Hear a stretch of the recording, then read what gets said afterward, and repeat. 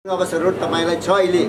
त्यसै अहिलेदेखि तपाईहरु आफ्नो क्षमता बमोजिम, आफ्नो रुचि बमोजिम, आफ्नो साथीहरुको सहयोग बमोजिम तपाईहरु अगाडि बढ्ने प्रयासमा लाग्नु होला। त दिमागमा एउटा कुरा राख्नु होला, संगठनमा अगाडि बढ्दै जाँदा यो तपाईलाई विशेष अनुरोध हो। अहिले देश सामान्य अवस्थामा छैन। गएको 13औं महाधिवेशनमा देश सामान्य अवस्थामा थियो। अहिले नेपाल सामान्य अवस्थामा छैन। यहाँको राजनीतिक व्यवस्थामाथि धेरै चुनौतीहरू खडा भएका छन्। लोकतन्त्र, लोकतान्त्रिक शासन पद्धतिमाथि धेरै चुनौतीहरू खडा भएका छन्। गएको निर्वाचनमा कम्युनिस्ट गठबन्धनले जित्यो, एक भए अहिले चकनाचुर भएका छन्। उनीहरूको कलहले देश आक्रान्त भएको छ। कम्युनिस्टहरूको कलहले, सत्ताको लुछाचुरीले देश आक्रान्त भएको छ, तहस नहस भएको छ। राज्यका संरचनाहरू तहस नहस भएका छन्। कहीँ पनि जाँदाखेरि राज्य व्यवस्थाले, राज्यका अङ्गहरूले स्वतन्त्र र निष्पक्ष ढङ्गले काम गर्छ भन्ने आधार टुटाउन थालेको अवस्था छ। राज्यलाई क्याप्चर गरेर निर्वाचन क्याप्चर गर्नेतर्फ राज्य उद्धत छ, सरकार उद्धत छ, कम्युनिस्ट पार्टीका नेताहरू उद्धत छन्। प्रधानमन्त्री त्यो बाटोमा हिँडेको हामीलाई अनुभव भइराखेको छ। आजका दिनमा गएको संसद विघटन, प्रतिनिधि सभा विघटन त्यसैको एउटा उदाहरण हो। संविधानले जे भनोस्, जे व्यवस्था गरोस्, तर म आफ्नो बाटोमा हिँड्छु भन्ने सोच जब प्रधानमन्त्रीमा बन्छ, निर्वाचनमा जितेर गएको मान्छे हिटलर बने जस्तै यहाँ पनि हिटलरहरू जन्मन सक्छन्। कम्बोडियाको जस्तै निर्वाचन हुन सक्छ। 100% सिट एउटा पार्टीले जितेको कम्बोडिया उदाहरण ताजै छ। हाम्रा प्रधानमन्त्री त्यतै भ्रमण गरेर भर्खर सुरुमा प्रधानमन्त्री बनेपछि त्यतैतिर गएर राम्रो हेरेर फिर्नु भएको छ। सबै कुरा दिमागमा राखेर हामीले नेपाली काङ्ग्रेस पार्टीले निर्वाचनलाई स्वतन्त्र, निष्पक्ष, इम्पार्सियल गरेर हामीले डेमोक्रेसीलाई बचाउनुहुन्छ। हामीलाई परिणाममा हामी जित्छौँ या हार्छौँ सेकेन्डरी प्रश्न हुन्छ। मूल प्रश्न हुन्छ यो राष्ट्रको अस्तित्व, लोकतन्त्र, लोकतान्त्रिक शासन। मूल प्रश्न हुन्छ हाम्रो लोकतन्त्र हामीले जोगाउन सकौँ, लोकतान्त्रिक शासन पद्धतिमा जोगाउन सक्यौँ भने मात्र देशको, राष्ट्रको भविष्य छ भन्ने कुरा नेपाली काङ्ग्रेस पार्टीका हामी तमाम साथीभाइहरूले, कार्यकर्ताले बुझ्न आवश्यक छ। त्यसैले पार्टीभित्र आजको दिनमा प्रतिस्पर्धा पनि गर्नुहोस्, परस्परमा राम्ररी समझदारी र विश्वासशील बनाउनुहोस्, आपसमा एकता पनि बनाउनुहोस्। तपाईँ परिणाममा जो आए पनि, पदमा जो आए पनि, वार्डमा जो आए पनि, केन्द्रमा जो पुगे पनि, भोलिको दिनमा जाँदाखेरि हामी सबै एकताबद्ध भएर जानुपर्छ। जनताको माझमा सङ्घर्ष एकताबद्ध गरेर मात्रै पार लाग्छ। कुनै एउटा व्यक्तिले पार लाग्न सक्दैन। समग्रमा एकताबद्ध भएर नेपाली काङ्ग्रेस पार्टी अगाडि जान सक्यो भने मात्रै भोलिका चुनौतीलाई हामी सामना गर्न सक्छौँ। एउटा मान्छे रिसाउँदाखेरि पनि, एउटा मान्छे उत्साहित नमन्दाखेरि पनि, एउटा मान्छे निराश हुँदाखेरि पनि अत्यन्त ठुलो घाटा काङ्ग्रेसको सामुन्ने मैले देखिराखेको छु। त्यसैले म गोर्खाका सबै साथीहरू, गोर्खा जिल्ला, हिमाल समेत जोडिएको हिमाली जिल्ला, त्यही चेतनाको दृष्टिले मूल्याङ्कन गर्ने हो भने हिमाली जिल्लामध्ये उच्च चेतनाको जिल्ला मानिन्छ, राजनीतिक चेतना उच्च भएको जिल्ला मानिन्छ। तपाईँ त्यो जिल्लाको साथीहरू जो काठमाडौँ धेरै बसोबास, अहिले मैले सोधेको थिएँ, यहाँ करिब 12,000 त घरै छ काठमाडौँमा गोर्खावासीहरूको। यहाँ 12,000 त घरै छ। 12,000 घर भनेको एउटा घरमा 3 भोट मात्रै हुँदैन, 36,000 40,000 भोट हुन्छ काठमाडौँमा मात्रै पनि। त्यसैले अधिकांश काङ्ग्रेसै घर छ भन्ने सुन्छु म। माओवादी हिंसाका कारण धेरै मान्छे विस्थापित भएर काठमाडौँमा बसोबास गरेका छन्। माओवादीको पीडाका कारण त्यस बेलामा, माओवादीको त्रासदीका कारण, त्यस बेला हिंसाको त्रासदीका कारण ती सबै साथीहरूलाई समेटेर अगाडि जाने बाटोमा तपाईँहरू सम्पर्क समितिले राम्ररी काम गर्न सक्नुहोस्। मेरो यहाँहरू सबैलाई धेरै धेरै शुभकामना छ। तपाईँहरू आफ्नो जिल्लाको सङ्गठन मजबुत बनाउनुहोस्। अघि सचिवले धेरै कुरा भन्नुभएको छ, म धेरै दोहोऱ्याउनै चाहन्न। मभन्दा पछि बोल्ने यहाँ नेता साथीहरू हुन्छ, धनराज भर्खर आउनुभएको छ, हाम्रो अझ बलियो नेता, अझ बलियो नेता। भाषण गर्न थाले 2 घन्टा थाक्दै थाक्नुहुन्न मलाई माइक पनि चाहिँदैन। आज माइक नभएको ठिकै जस्तो भएको छ। त्यस कारणले म तपाईँहरू सबै साथीहरूलाई म शुभकामना दिन चाहन्छु। मलाई अलिकति अर्को ठाउँमा जानु छ, मैले मेरो आफ्नो घरायसी कामले जानु छ। त्यसैले म यहाँहरू समक्ष धेरै कुरा अरू नभनिकन यति नै भन्न चाहन्छु। अन्त्यमा आजको राजनीतिक परिस्थिति देशको नयाँ अवस्थामा छ, पुरै नयाँ अवस्थामा छ।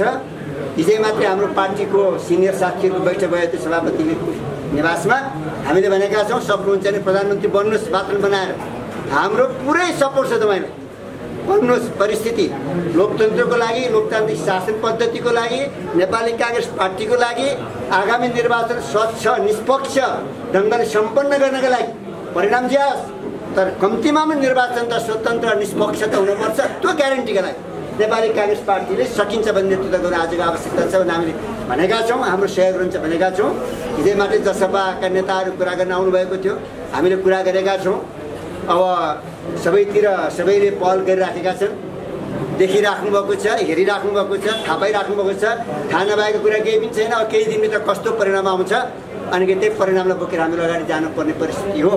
चाहे जुनसुकै परिस्थिति आओस्, जुनसुकै परिस्थिति आओस्, नेपालमा यो आएको परिवर्तनलाई बचाउने, यो व्यवस्थालाई बचाउने, यो व्यवस्थालाई परिमार्जन गरेर संशोधन गरेर जे आवश्यक छ संशोधन गरेर यसलाई अझ बलियो बनाउने र यो व्यवस्थाको माध्यमबाट त्यसलाई प्रगति दिने, जनतालाई समृद्धि दिने, आएको शान्तिलाई भत्कन नदिने, आएको विकासलाई अवरुद्ध हुन नदिने, आएका असल नीतिहरूलाई फर्कन नदिने गरेको नेपाली काङ्ग्रेस पार्टीले अगाडि जानु छ। साथसाथै नेपाली काङ्ग्रेसले नेपाललाई अन्तर्राष्ट्रिय जगतमा एउटा स्वतन्त्र देश छ, स्वाधीन देश छ, सार्वभौम देश छ, नेपालले आफ्नो निर्णय आफ्नै खुट्टामा उभिएर गर्न सक्छ भन्ने सन्देश दिनका लागि पनि नेपाली काङ्ग्रेस पार्टीले समग्रमा नेपाललाई नेतृत्व गर्न आवश्यक छ। हामी पछाडि परेर, नेपाली काङ्ग्रेस पछाडि परेर नेपालले सही नेतृत्व पाउन सक्दैन, राष्ट्रिय जगतमा होस् या अन्तर्राष्ट्रिय जगतमा हो। जब नेपाली काङ्ग्रेस पार्टी कमजोर हुन्छ, नेपाल कमजोर भएको छ, डेमोक्रेसी कमजोर भएको छ, अनेक शङ्का उपशङ्काको दृष्टिले नेपाललाई हेर्न थालिएको छ। आजको दिन त्यस्तै भएको छ। दुनियाँको चलखेल नेपालमा खतरा बढेर गएको छ। आजका दिनमा सबै कुरालाई रोकेर बलियो नेपाल, सुन्दर नेपाल, शान्त नेपाल, समृद्ध नेपालका लागि नेपाली काङ्ग्रेस पार्टी फेरि एकपटक नेतृत्वमा पुग्न आवश्यक छ। राज्य व्यवस्थागत नेतृत्वमा पुग्न आवश्यक छ। त्यसका लागि तपाईँ हामी सबैको बिचमा एकता अनिवार्य आवश्यकता छ। महाधिवेशन छ, महाधिवेशनमा स्वच्छ प्रतिस्पर्धा, स्वस्थ प्रतिस्पर्धा, विधान बमोजिमको प्रतिस्पर्धा, समयको प्रतिस्पर्धा, धेरै उतार खडाब नगरिकन, धेरै तडक भडक नगरिकन सादगी चरित्रले, मितव्ययी चरित्रले एउटा गरिब तहको मान्छे नेता बन्न सकोस्, एउटा ट्रेड युनियनको कार्यकर्ता अनि पार्टीको नेता बन्न सकोस्, पछाडि परेको आर्थिक अवस्था कमजोर भएको मान्छे नेता बन्न सकोस् भन्ने एउटा चरित्र, सादगी चरित्र, मितव्ययी चरित्र पार्टीको आन्तरिक जीवनमा हामीले रूपान्तरण गरेर हामी जान सक्यौँ भन्ने मलाई लाग्छ। नेपाली काङ्ग्रेस पार्टी जति बलियो पार्टी नेपालमा कुनै पार्टी छैन। नेपाली काङ्ग्रेस जतिलाई समर्थन र विश्वास अरू कुनै पार्टीले नेपालमा आजका दिनमा छँदै छैन, हुनै सक्दैन। त्यसकारण विश्वास आफैभित्र निर्माण गरेर, आफैबाट विश्वास निर्माण गरेर, विश्वास सरकारले बनाइदिँदैन, विश्वास आफ्नै अन्तरबाट प्रस्फुटित गर्ने हो। विश्वास आफैभित्र निर्माण गरेर हामीहरू अगाडि बढौँ। हाम्रो भविष्य छ, हाम्रो भविष्यले नै देशको भविष्य बनाउन सक्छ। हामी सुसङ्गठित हुन सक्छौँ।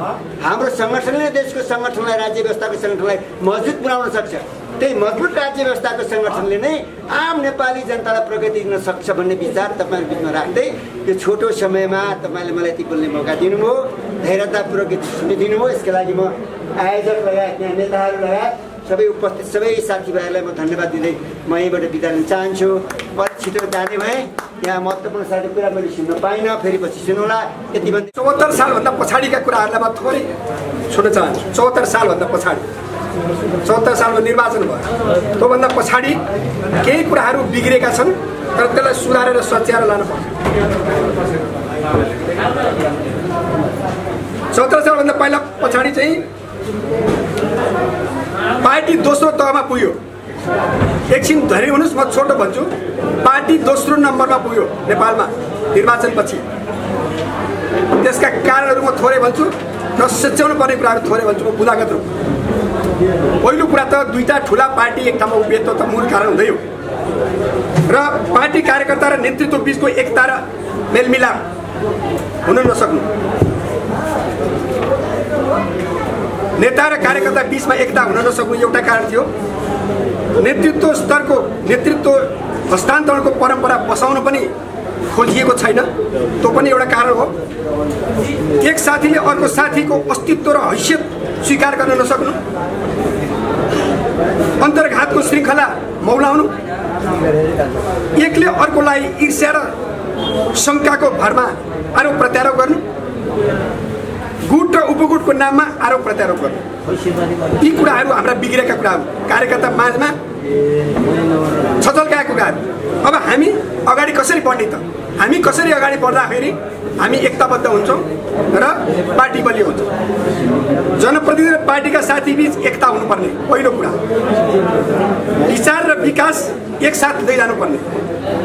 काङ्ग्रेसका साथीले सार्वजनिक स्तरमा पार्टी एवं व्यक्तिको विरोध टिका टिप्पणी नगर्ने। सबैले सबैप्रति सकारात्मक सोच सकारात्मक राख्ने। हामी परिवर्तन हुनुपर्ने कुरा। सबैले सबैको अस्तित्व र हैसियतलाई स्वीकार गर्नुपर्छ। पदीय दम्भ कसैले पनि देखाउन नहुने। नरम र मिठो भाषा र व्यवहार सबैप्रति देखाउने। नरम बोल्ने, मिठो भाषा बोल्ने, त्यसले गर्दा साथीमा मित्रताको भावना बढ्छ। गुटको प्रवृत्ति अन्त्य गर्ने, पार्टी वा पार्टीका साथीले गरेका राम्रो कामको प्रचार प्रसार गर्ने र विपक्षीहरूले गरेका गलत क्रियाकलापको जनतामा प्रचार प्रसार गर्ने। हामी सच्चिनको निमित्त, एकताबद्ध हुनको निमित्त कृष्ण सिटौला दाइले राम्रो कुरा भनेर जानुभएको छ। हाम्रो लागि त्यो राम्रो सुझाव हो। नेताहरू पनि सुध्रिनुपर्ने छ। मैले अघि नै भनेको छु, हामी त्यसरी जान सक्यौँ भने निश्चित कुरा हो अहिले यो छिन्न भिन्न भएको माओवादी एकै कम्युनिस्टहरू र हामी एकताबद्ध भएर गएको अवस्थामा निश्चित रूपमा यो देशको जिम्मा निकट भविष्यमा नेपाली कांग्रेसले लिन्छ, लिनुपर्छ र नेपालको भविष्य बन्छ भन्ने म कुरा राख्दै बिदा हुन्छु। धन्यवाद।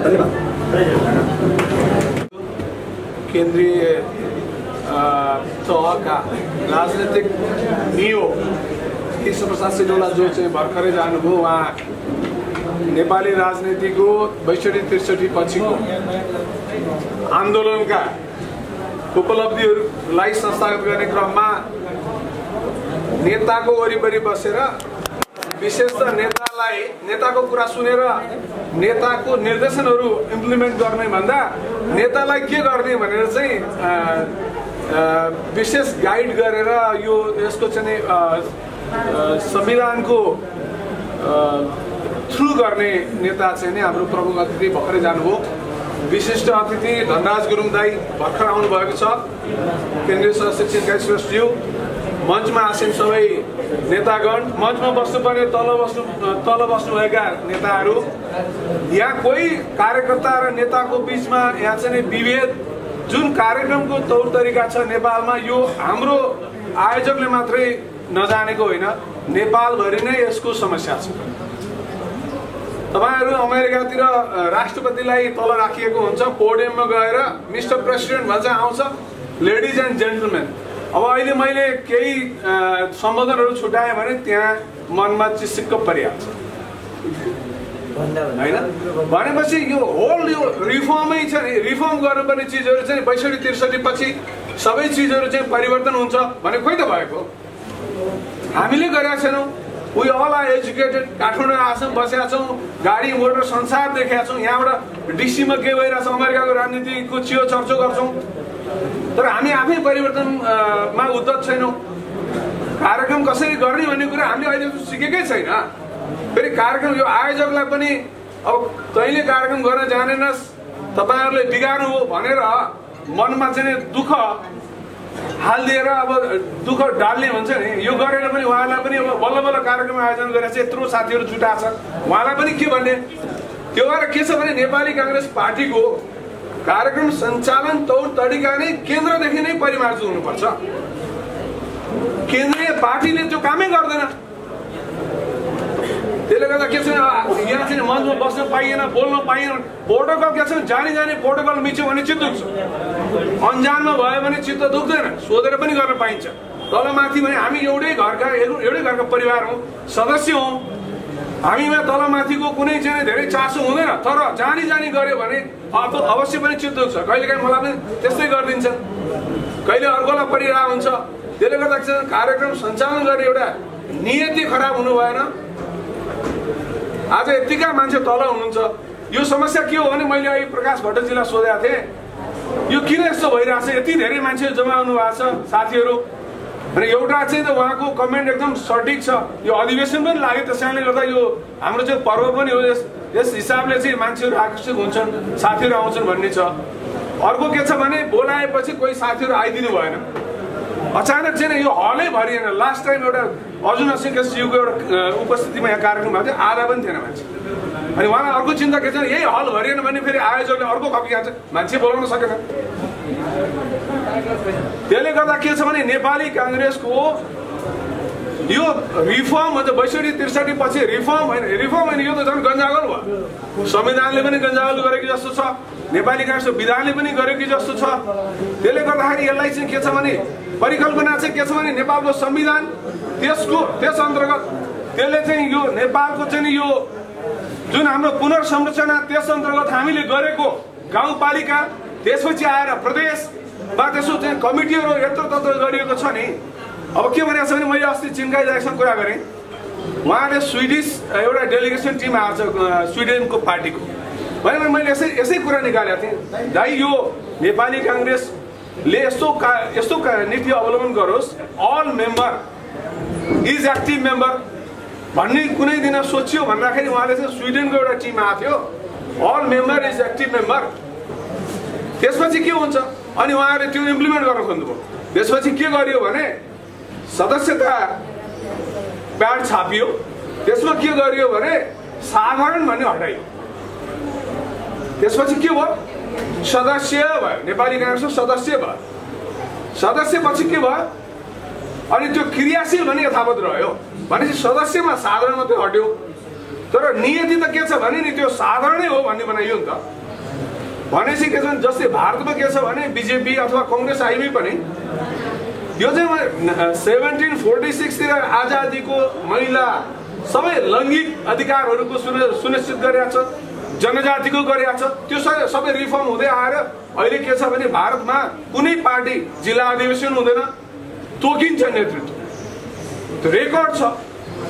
यहाँ के छ भने जिल्ला अधिवेशन हुन्छ, गाउँ अधिवेशन हुन्छ, अफकोर्स त्यहाँ चाहिँ टिमहरू हुन्छन् अनि आफ्नै पार्टीका साथीहरूलाई हराइन्छ, आफू जित्नु पर्यो, आफूले भने मान्छे जिताउनु पर्यो। निर्वाचनमा घात अन्तर्घात हुन्छ। म तपाईँलाई भन्दैछु यो एकदमै साँचो सत्य छर्लङ्ग देखेको। मैले अहिले यहाँ चाहिँ मलाई बोलाउने उद्घोष भाइलाई मलाई मत हारेन, मलाई चाहिँ कङ्ग्रेसलाई असर गर्यो भनेर मैले अभियोग लगाएँ।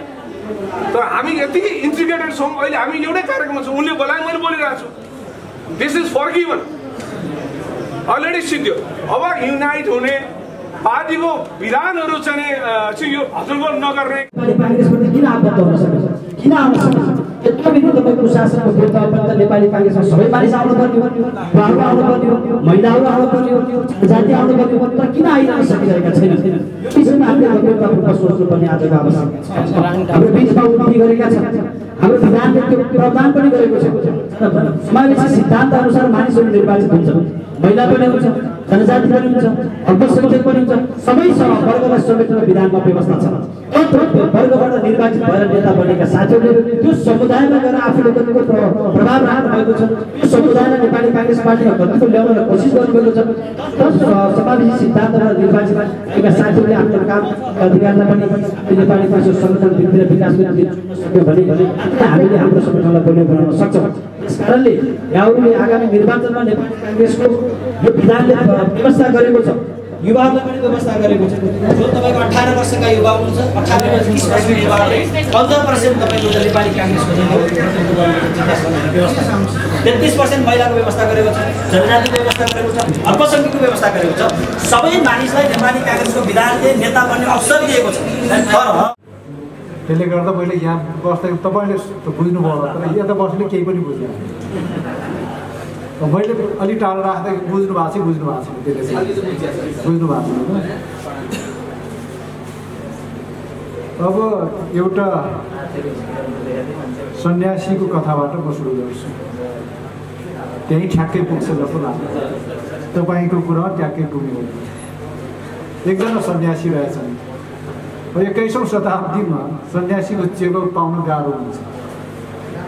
गाह्रो भएपछि उनीले एकदम सन्यासी चेलो त हुनै पर्ने, एउटा चेलो त राख्नै पर्यो भन्नु ठानेर उनले चेलो खोज्नबाट धुइकी या चाहिँ सहरमा घुम्न थालेछन्। एक बिहानै घुम्दै आउँदाखेरि रत्न पार्कमा कन्टेनरमा एक बिहानै 3-4 जना बच्चाहरू कागजको टुक्रा, फलामको टुक्रा खोजिराखेका देखेपछि अनि एकजना अलिक टाठो रहेछन्, ती 3-4 जना मध्ये एकजना अलिक टाठो बच्चा रहेछ।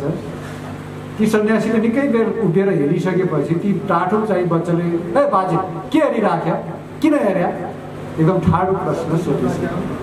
सोधेपछि सन्यासीले भने बाबु म सन्यासी हुँ, म तिम्रो नै हेर्दैछु, तिम्रो क्रियाकलाप हेर्दैछु, तिमीहरूले चाहिँ एक बिहानै यो फोहोरको डुङ्गुरमा कागजको टुक्रा फलामको टुक्रा खोज्दैछौ भनिसकेपछि अनि किन चाहियो बाजे? होइन त्यस्तो होइन बाबु, तिमीले आफ्नो जीवन खोजिरहेका छौ, कन्टेनरमा आफ्नो जीवन खोजिरहेका छौ, त्यसैले यो कन्टेनरमा तिम्रो आफ्नो जीवन प्रत्येक दिन प्रत्येक बिहानदेखि बेलुकासम्म यसरी कन्टेनरमा डुल्दै आफ्नो जीवन खोज्नुभन्दा बाबु तिमी मसँग जान्छौ भनेर सोधे। बच्चाले टाठो थियो, टाठो नभएर त्यस प्रश्न सोध्ने नै थिएन। बच्चाले भन्यो जान त जान्थे, तर एउटा शर्त छ, मेरो शर्त छ। के शर्त छ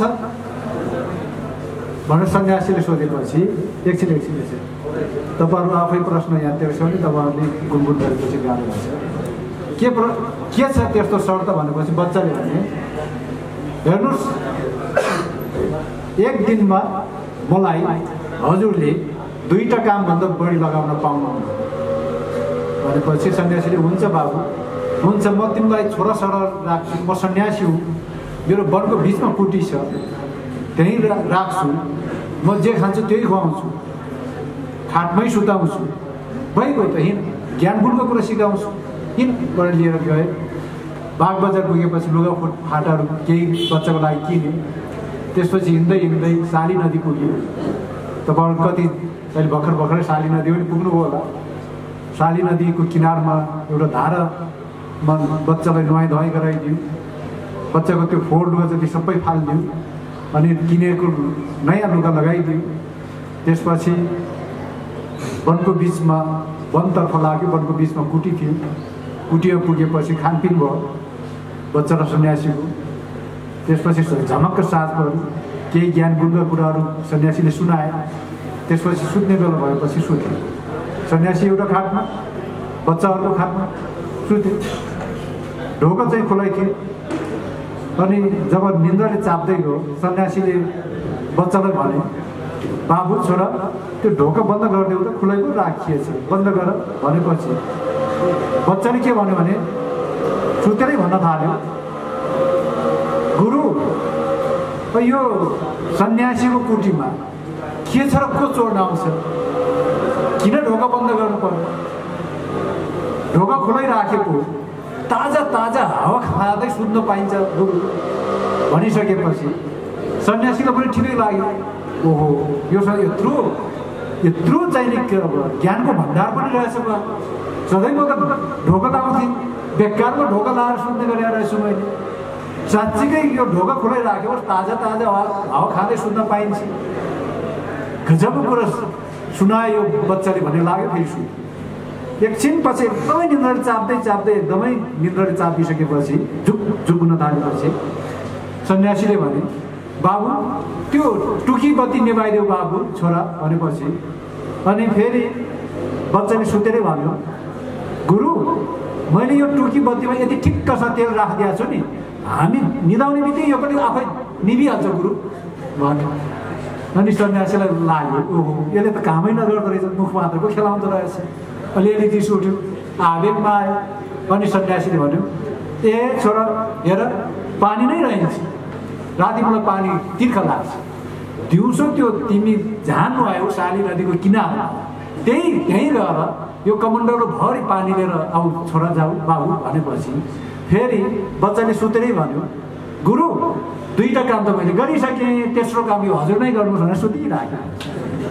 हो, हाम्रो पनि पार्टीमा पनि राजनीतिमा पनि र पार्टीमा विशेष पार्टीमा पनि मुख काम नगर्ने, मुख मात्रै खेलाइराख्ने कार्यकर्ता र आवेगमा सनकीको भरमा जनभावना नबुझ्ने कार्यकर्ताको भावना नबुझिकन निर्णय गर्दै जाने, काम लगाउँदै जाने नेतृत्व भएसम्म काङ्ग्रेस पार्टी भन्नुहोस् या कुनै पनि पार्टी काम लाग्दैन। त्यसरी हामी त्यसो भएको कारणले गर्दाखेरि हामी मूल नेतृत्व ठिकठाक इन द टाइम समयमा निर्णय गर्न सक्नुपर्छ। ठिक समयमा ठिक निर्णय, ठिक समयमा ठिक निर्णय गर्ने हो। हामी कहिले कहिले भन्छौँ नि आजभोलि बिर्सेर हो कि एजेन्डा फ्लोट गर्दैन, बिर्सेर हो कि के हो, एजेन्डै फ्लोट गर्दैन। हाम्रो दायित्व के हो, हाम्रो भूमिका के हो, हाम्रो भूमिकाको बारेमा अर्कोको पार्टीको भूमिका र अर्कोको पार्टीको निर्णय पर्खेर बस्छौँ हाम्रो पदाधिकारीहरूले। म यो चाहिँ केन्द्रीय समिति भन्नेवाला छु, पदाधिकारीले के भने वेटेपछि पर्खर हेर र पर्खर हेर भनेर बस्यौँ हामी। के हालत हो अहिले, पर्ख र हेर। हाम्रो के हो त त्यसो निर्णय, त्यही पर्ख र हेर हो हाम्रो निर्णय। के हो, समयमा एजेन्डा फ्लोट गर्नुपर्छ।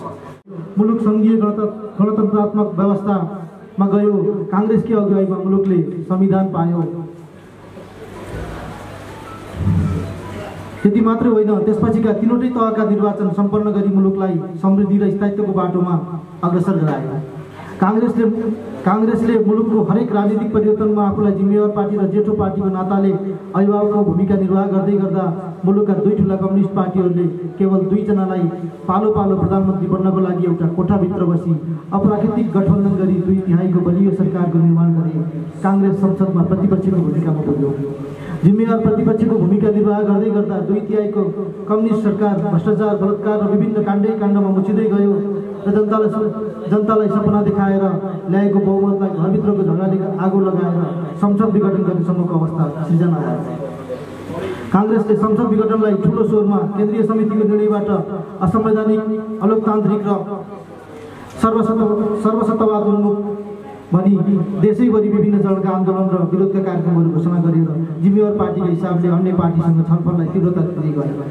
हिजो बत्ती बालेर काङ्ग्रेस खोज्नुपर्छ भन्नेहरू काङ्ग्रेस मुख्यालयमा धाउन थाले। विघटित प्रतिसभाको प्रस्तावनापछि अब मुलुकको राजनीतिक कोष कसरी अगाडि बढ्ला? आम रूपमा नेपाली जनता र नेपाली काङ्ग्रेस कार्यकर्ताहरूले काङ्ग्रेसको स्पष्ट धारणा अबको रणनीतिलाई विशेष चासोको रूपमा हेरिरहेका छन्। आज हामी हाम्रो आदरणीय अतिथिगणहरूबाट यी यावत विषयमा विचार विमर्श गर्नेछौँ र उहाँहरूको विचार सुन्नेछौँ। यी लगायत नेपाली काङ्ग्रेसले वास्तवमा कस्तो सिद्धान्तलाई अँगालेका छन्? साँच्चै काङ्ग्रेसले अँगालेको सिद्धान्त समाजवादी छ त कि भन्दा समाजवाद व्यवहारमा पुँजीवाद छ? हाम्रा नेताहरू भारतीय प्रधानमन्त्री लालबहादुर शास्त्री र हाम्रो नेता किशनजीका विषयमा समाजवादी नेताको उदाहरण दिनुहुन्छ, तर व्यवहारमा कति लागू गर्नुहुन्छ? अर्कोतर्फ राजनीतितर्फ नयाँ पुस्तामा विश्लेषणलाई घेरा असाध्य महत्त्वपूर्ण कार्यक्रमका सभापति महोदय, नेपाली काङ्ग्रेसका केन्द्रीय सदस्य एवं युवा नेता श्री धनराज बरुज्यू, हिमसेन गाउँपालिकाका अध्यक्षज्यू, उपाध्यक्षज्यू, महासमितिका र महाअधिवेशन प्रतिनिधि साथीहरू, क्षेत्रीय कमिटी र जिल्ला कार्य समितिका साथीहरू, हात्री संस्थाका साथीहरू र उपस्थित सबै मेरा दिदी बहिनी तथा दिदीहरू त छैन, बहिनी तथा भाइहरू दाइ पनि छैन। म अब धेरै लामो कुरा बोल्नेवाला छैन, किनभने यी सबै मेरा चाहिँ भाइ बहिनीहरू अघि पछि भेटघाटको क्रममा, छलफल गर्ने क्रममा गाउँमा पनि भेटघाट भइरहेको अवस्था हो। तपाईँहरू धेरै एकदम सक्रिय, धेरै जाने बुझेका पढेका साथीहरू हुनुहुन्छ। धेरै हामीले यहाँ चाहिँ भाषण गरेर चाहिँ सुनाउनु पर्ने कुरा मैले त्यति देख्दिनँ। विशेष गरिकन हाम्रो प्रमुख अतिथिज्यूले एक दुईवटा मार्मिक कुरा उहाँले भनेर जानुभयो। त्यो महामन्त्रीज्यू, जो पूर्व महामन्त्री जुन कुरा भन्नुभयो नि, त्यो कुरा चाहिँ उहाँले पहिलेदेखि सुरुवातमै त्यस्तो मन्तव्य, वक्तव्य, विचार राख्नुभएको भए हाम्रो पार्टी यति साह्रो चाहिँ तल्लो स्तरमा गिर्दै थिएन भन्ने कुरा मैले चाहिँ नै उहाँकै अगाडि भन्न मलाई इच्छा थियो। मैले अघि कुरा गरेको थिएँ, तपाईँभन्दा अगाडि मैले केही कुरा भन्न मन थियो भनेको थिएँ। भन्दा भन्दै उहाँले ठ्याक्कै के भन्नुभयो भने अब हामी पार्टीका नेताहरूले आपसमा द्वन्द्वात्मक कुराहरू, एकले अर्कोलाई झिरो छाप्ने किसिमका कामहरू हामी नगरौँ, अब परिस्थिति अझै बेग्लै ढङ्गको छ भनेर उहाँले भन्नुभयो। के हो भने 13औं महाधिवेशनको अवस्था अर्कै थियो, भर्खर संविधान जारी भएको अवस्था थियो। सबै पार्टीहरू हामीहरू आपसमा मिलेर हामीले संविधान जारी गरेका थियौँ। तर अहिले चाहिँ देशको राजनीतिक जुन चाहिँ अवस्था छ त्यो अवस्था कस्तो किसिमको अवस्था छ, बडो डामाडोलको अवस्था, बडो के अरे एकदम अन्योलपूर्ण अवस्था जो छ त्यो अवस्थाबाट गुज्रिरहेको बेलामा हामीले हाम्रो नेपाली काङ्ग्रेसको अधिवेशन हामीले गर्दैछौँ। अब यो यस्तो अन्योलको अवस्था भन्नाले मैले के भन्न खोजेँ भने हाम्रा आदरणीय नेता धनराज गुरुङजी हुनुहुन्छ, उहाँ चाहिँ वास्तवमा सशक्त ढङ्गले विभिन्न यो प्रशिक्षण गोष्ठीहरूमा आफ्ना कतिपय राम्रा कुराहरू उहाँले राख्दै आउनु भएको छ। उहाँको अगाडि पनि म के भन्न चाहन्छु भने मेरा प्रिय मित्र भनौँ, आदरणीय चाहिँ हाम्रा युवा नेता भनौँ, के हो भने चाहिँ अहिले कृष्ण प्रसाद शेरवा हाम्रा पूर्व महामन्त्रीले भन्नुभयो, शेरवाजी कहाँ हामीले हिजो मिटिङ बस्यौँ, अब चाहिँ प्रधानमन्त्री तपाईँ हुनुहोला, प्रधानमन्त्री भएर चाहिँ नेपाली काङ्ग्रेसले निर्वाचन गर्नुपर्छ, त्यसकारण तपाईँ हुनुहोला, हामी सबैको सहमति छ भनेर आयौँ भन्नुभयो। यो चाहिँ एउटा यस्तो राम्रो किसिमको मेसेज उहाँले दिनुभएको छ। प्रधानमन्त्री हुनुहोस् भन्नुभएको छ, तर प्रधानमन्त्री हुने हो कि नहुने हो थाहा छैन। किनभने केपी ओलीले कुनै पनि हालतमा आफ्नो सत्ता उसले जसरी भए पनि जुन ढङ्गले हिजो असंवैधानिक कदम चालेर एकलौटी ढङ्गले चाहिँ तपाईँको निर्वाचनमा आफ्नो बहुमत सिद्ध गर्नको लागि संसद विघटन गरेका थिए र मध्यावधि निर्वाचन घोषणा गरेका थिए, त्यो सफल भएन। अनि अहिले उनकै पार्टीभित्र फेरि चाहिँ हुल्लड मचाइरहेको छ, आफूसँग असहमत भएका नेताहरूलाई पाखा लाउने काम पनि उनले गरिरहेको छ भन्नाले केपी ओलीले जसरी पनि पार्टी कब्जा गर्ने, पार्टी कब्जा गरेर सत्ता पनि कब्जा गर्ने, सधैँभरि आफू सत्तामा रहिरहने जुन किसिमको प्रपञ्च उहाँले अहिले रचिरहनु भएको छ हामीले देखेका छौँ। हिजो अस्ति हामीले पत्र पत्रिका रेडियोमा टिभीमा हामीले सुनेका छौँ। त्यो त हामीले पहिलेदेखि भनिआएको कुरा हो। उहाँ निरङ्कुशतातर्फ अगाडि बढ्दै हुनुहुन्छ। जसरी जुन किसिमबाट चाहिँ विभिन्न मुलुकमा कम्युनिस्ट पार्टीहरूले एक छत्र निरङ्कुश तन्त्र चलाइरहेको छ, चाइनादेखि हरेक 2-4 मुलुकहरूमा, त्यो ढङ्गले उहाँ अगाडि बढिरहनु भएको छ। संविधानलाई कुल्चेर, संविधानलाई मिच्ने ढङ्गको कानुन उहाँले निर्माण गरिरहनु भएको छ। कानुनहरू चाहिँ संसदमा प्रस्तुत गरेको छ प्रधान सरकारको तर्फबाट। भनेपछि उहाँको सोच त्यो ढङ्गको छ। अनि प्रचण्ड पथ भन्नुहोस् कि प्रचण्डवालाहरूको सोच पनि बेग्लै ढङ्गको छ। हामी त प्रचण्डलाई हामीले भर पर्न सक्ने अवस्थाको पार्टीको नेता भएर हामी भन्न सक्दैनौँ। पटक पटक प्रचण्डले गिरिजाबाबुलाई धोका दियो, राष्ट्रपति बनाउँछु, राष्ट्रपिता तपाईँ भएर शान्ति प्रक्रियामा उहाँसँग हातेवाला गरेर हिँड्नुभयो। तर अन्ततोगत उहाँले पनि प्रधान सेनापतिलाई अपदस्थ गरेर सेनामा आफ्नो कब्जा जमाएर अर्कै ढङ्गको शासन पद्धति अपनाउनको लागि अग्रसर भएको व्यक्ति हुनुहुन्छ उहाँ। र हिजोको दिनमा नेपाली काङ्ग्रेससँग सहमति गरेर सरकार बनाएर फेरि चाहिँ एमालेसँग मिलेर घाँटी जोडेर नेपाली काङ्ग्रेसलाई सिद्ध्याउने, कमजोर बनाउने र यो देशमा प्रजातन्त्रलाई समाप्त गर्ने खालको षड्यन्त्र प्रचण्डले पनि नगरेको होइन। त्यसकारण प्रचण्डलाई पनि हामीले विश्वास गर्न सक्ने अवस्था छैन। हामी यी दुईटै कम्युनिस्ट पार्टीहरू हाम्रो लागि शत्रु हुन्, प्रजातन्त्रका पक्षधर होइन यिनीहरू, तात्पर्य तिवारी नत्र गोदामी भन्ने जुन उखान छ त्यो उखानसँग मिल्दोजुल्दो किसिमको व्यवहार गरिरहेको छ। त्यसकारण हामीले नेपाली काङ्ग्रेसले अहिलेको स्थितिमा बडो गम्भीरतापूर्वक हामीले अगाडि बढ्नुपर्ने अवस्था छ। हामीले प्रचण्डलाई पनि विश्वास गर्न सक्ने अवस्था छैन, केपीओलाई पनि विश्वास गर्ने अवस्था छैन। केपीओसँग मिलेर सरकारमा जाँदा झन् त्यो चाहिँ प्रतिगामी खालको चाहिँ बाटो हो भन्ने सोच यहाँ नेपाली समुदायमा चाहिँ भइरहेको छ। त्यसले गर्दाखेरि नेपाली काङ्ग्रेसको नेतृत्वमा सरकार बनाउने कुरा ख्याल कुरा छैन। नेपाली काङ्ग्रेसको नेतृत्वमा सरकार बनाई प्रचण्डवालले समर्थन गर्नुपर्छ। अनि के अरे राष्ट्रिय जनता पार्टी